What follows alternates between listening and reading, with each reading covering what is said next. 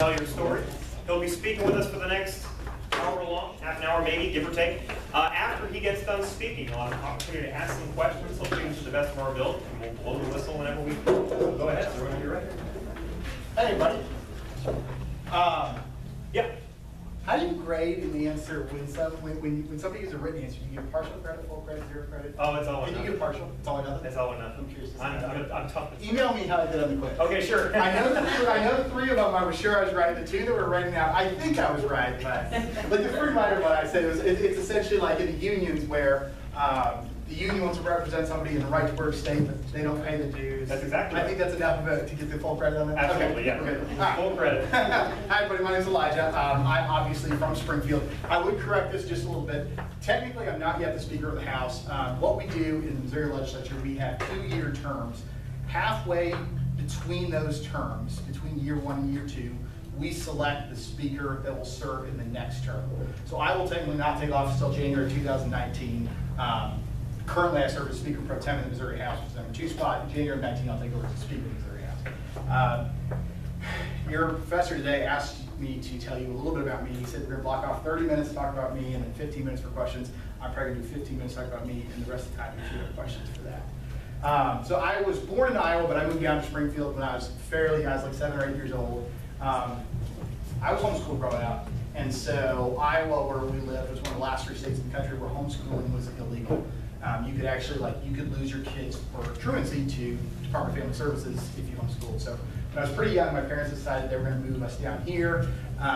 Grew up in the Springfield area and graduated high school and decided to come to OTC. So my first class ever actually was in this building, around the corner and down the hall, like 4 doors on the right.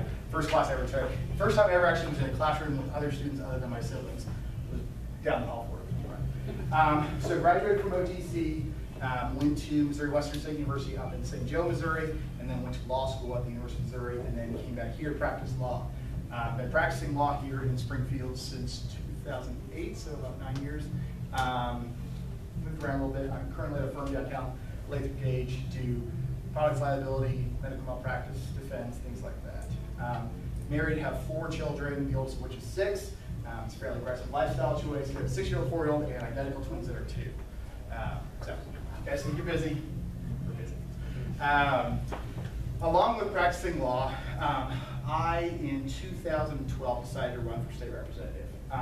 Had always been interested in government. A big part of it was, obviously, because we were homeschooled, my parents, and when we moved down here, my parents would drag us up to the Capitol a lot to go visit legislators and talk about why we liked homeschool and that sort of thing. And so, you start getting dragged up to the Capitol when you're 9, 10 years old, and I always just wanted to play on the elevators and hit all the buttons. And now that I'm a legislator, I hate the kids that do that because it delays me to get the votes in time. But you get drugged around that quite a bit, and you start to kind of catch the excitement of what they do in the building, why it's interesting and fascinating. And so around 2012, every 10 years, the whole country goes through a census, and we divide out every legislative district. And in 2012, they drew the districts in Missouri, and in southern central Springfield, they drew a brand new district. They pushed 2 incumbents that were going to run for re-election to the side, created a new district where I lived at the time. So it gave me the opportunity to finally run for office. I was pretty young. I was 29. I turned 30 during the campaign, which is, you have to be at least 24 to run for state representative in Missouri.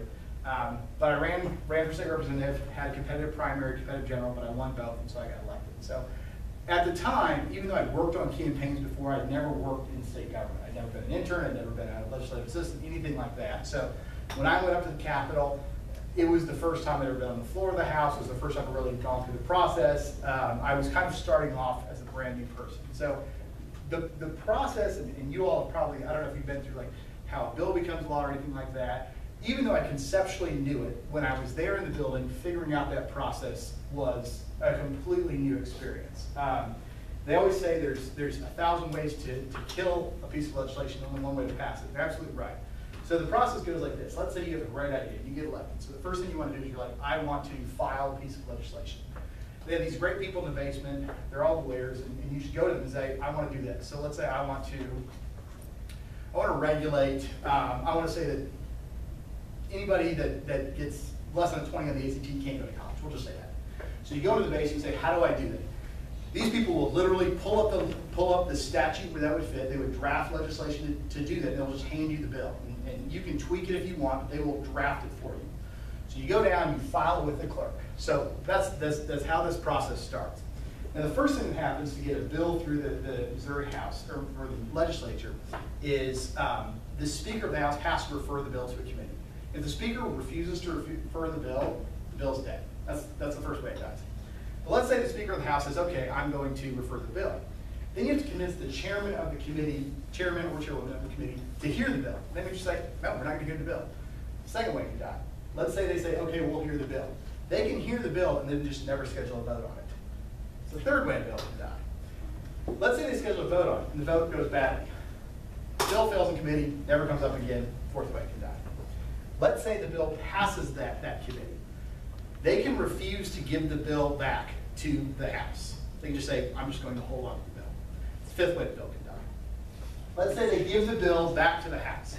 Then it goes to a second committee. In the House, we have two levels of committees. We have our 40 traditional standing committees, and then we have above those called a rules committee that they have to go to.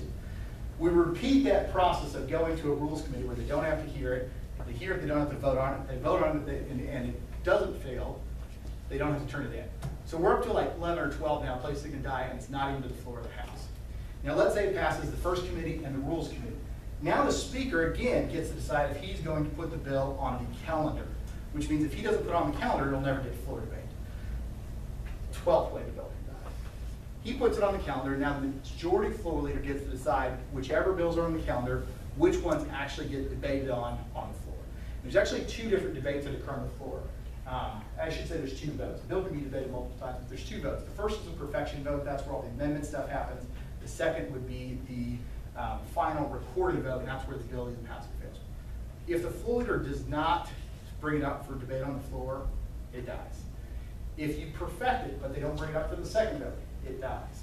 If you vote on perfection and the voice vote fails, and here's the interesting thing, on a perfection, it's not a recorded vote, it's a voice vote. And whoever's on the dais, traditionally the Speaker, gets to say if he believes the ayes or the nays are louder. If he or she says the nays are louder, whether or not they really are or aren't, the bill dies. If you perfect the bill and you never schedule the second vote, you never schedule the recorded vote, the bill dies. If you take the recorded vote and the vote goes bad, the bill dies. So we're about to 18 or 19 ways the bill dies.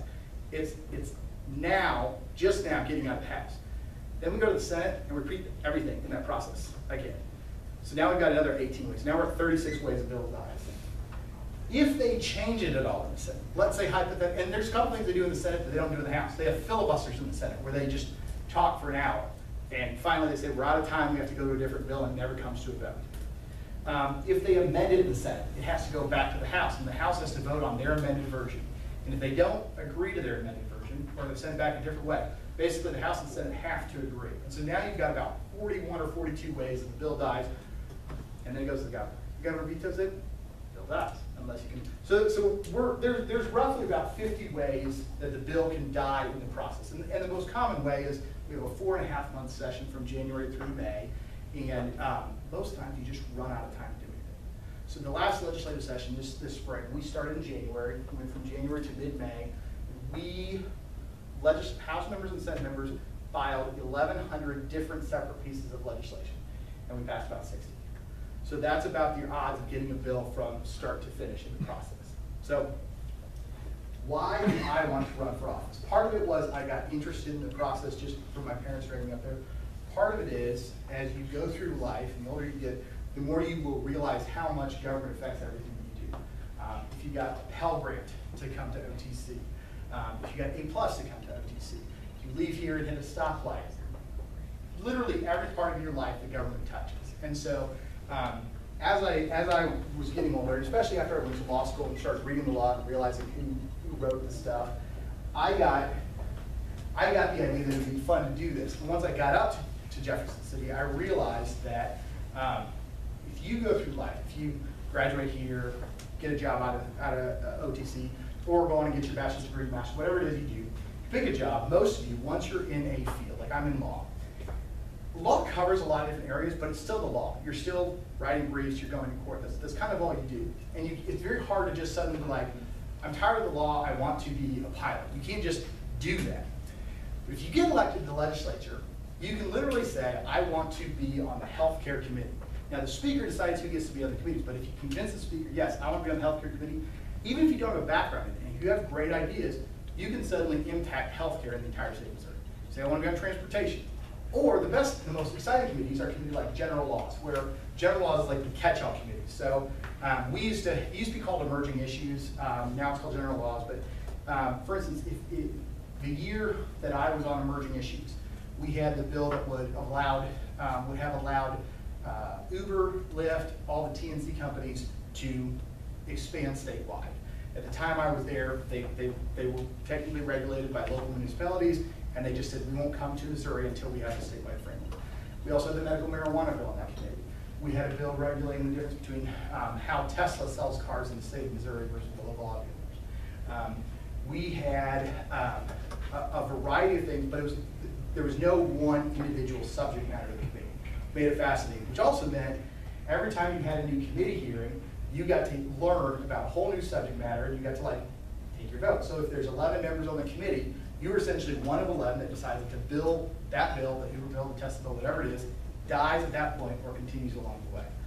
So the great thing about being in the legislature is you can pick 1, 2, 3, 5 areas and have an impact on them no matter what you've done, what you've studied in your life. And that's probably one of the best things about being in the legislature. I'm in the middle of my 3rd term, 2-year terms. Here in Missouri, we have term limits, which means the most you can do is 8 years. So I've got 5 years down, I've got 3 years I can do before I will term out of Missouri House, and then who knows what happens after that. You want to talk a little bit about, we've had a Democratic speaker already, and could you talk a little bit about why you chose the party you chose? Sure. Why you align with the ideology that you're comfortable with? Sure. I'm a Republican. Obviously, Southwest Missouri is traditionally more Republican than Democrat. I'm a Republican because my philosophical viewpoint is that traditionally government should do very, very few things, and that's all. Most everything else government shouldn't do. Now, we live in a time where government is in almost every part of our life. You go back 100 years, government was in very few parts of our lives. I philosophically believe that there should be a significantly smaller, less intrusive government. That is a classical conservative theory. I would say it's a Republican theory, but obviously not all Republicans believe in smaller government. I mean, if you look at George W. Bush, the national government grew tremendously under him. But I think philosophically, I generally believe that the federal, especially the federal, and some of the state government should have very, very few tasks, and they should do those tasks well. Roads and bridges, prisons, the education system, things like that. I think, a lot of the areas, every year we have, or every 4 years we have a Republican run for president. They talk about all these national departments they're going to eliminate. We're going to eliminate, the Department of Energy or whatever it is. They never do it, but they always talk about it. And I think probably we could do without the National Department of Energy. We could streamline that. We could probably cut it down 90%, take those 10%, put them in one other department. We could streamline a lot of these national agencies. That's why I am Republican. Growing up, and obviously a big part of it has to do with the fact that I was homeschooled. My parents decided that they believed, my dad was a teacher and my mom was a social worker, they believed that they could teach us at home as well or better than a public school. I think that's a great decision. I think, in Iowa, the state government said, no, this is the only way that you can educate kids. You have to send them to an accredited school. Even growing up, and still now, I have a huge problem with it. I have a huge problem with the government telling a parent, we know better than you how to educate your children. Now, would some people abuse that if they educate their kids at home and they just let them run around and never study? Yeah, probably that will happen. But I fundamentally believe that people and individuals can make better decisions in their life than the government can make for them. Now, I'm a Republican, which means I traditionally subscribe to fairly conservative, both economic and social values. I am slightly outside of the mainstream in my party, although I'm getting closer to the mainstream, because I believe that marijuana should be illegal. Now, I was homeschooled, I didn't drink until I was 21, and I never smoked marijuana. But I think it's ridiculous that the government regulates marijuana and says to people, you cannot smoke marijuana. We're going to allow you to drink alcohol, we're not going to allow you to smoke marijuana. I think that's the government being too large and too intrusive in our lives. So in that way, I'm almost more of a libertarian than I am a conservative. but I believe in, I'm pro-life. And that's a traditionally not a libertarian view, but it's a Republican view. So I'm somewhere between that fairly conservative and libertarian philosophy. Would you say the party is gravitating to you on that issue, or you're gravitating to the party? So I think there's a couple issues. Marijuana is one of them, and abortion is another, where I would say my view is the view that I believe the national citizens are kind of moving that direction. On marijuana, 20 years ago, not a single state allowed legal and probably not even medicinal marijuana. Now you've got 4 or 5 that have full legalization, probably 18 or 19 that allow for medicinal marijuana. On abortion, I think probably with the rise of science, 3D and 4D sonograms, with babies being born earlier and earlier that survive, I think the national conscience is kind of moving towards a more pro-life view than we were, say, 15 or 20 years ago. I don't know where those end.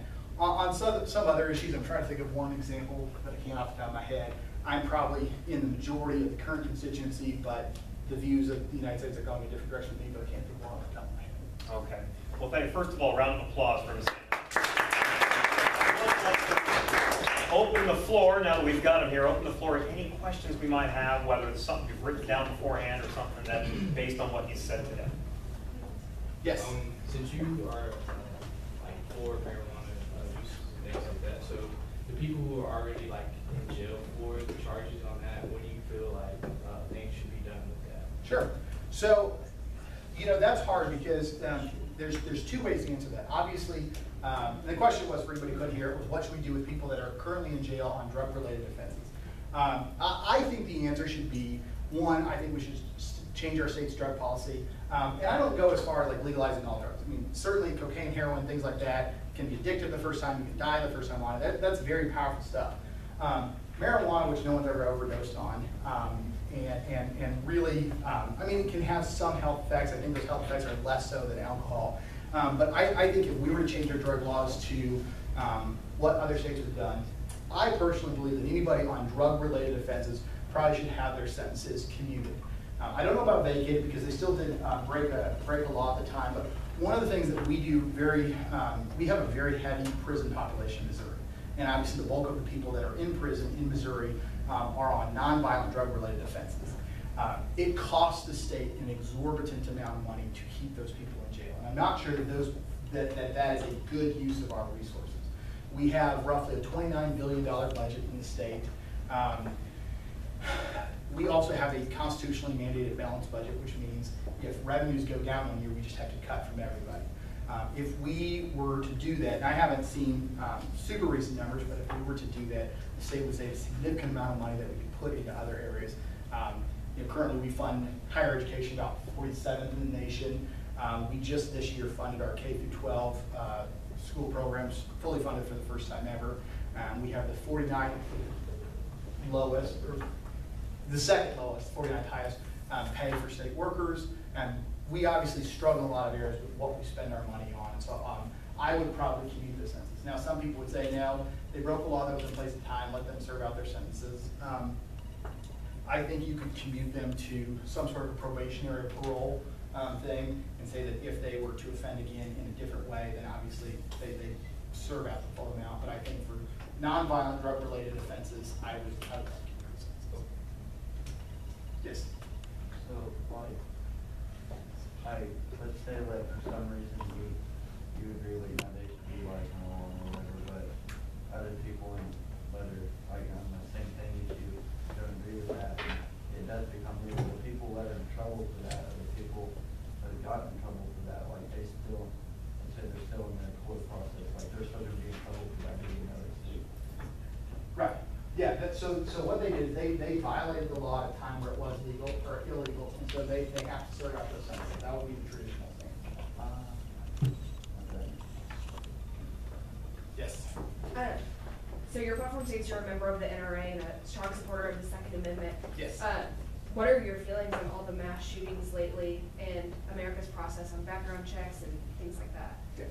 So the interesting thing is if you look at the data, we've obviously had a significant amount of increase in attention paid to individual shootings where a lot of people have died.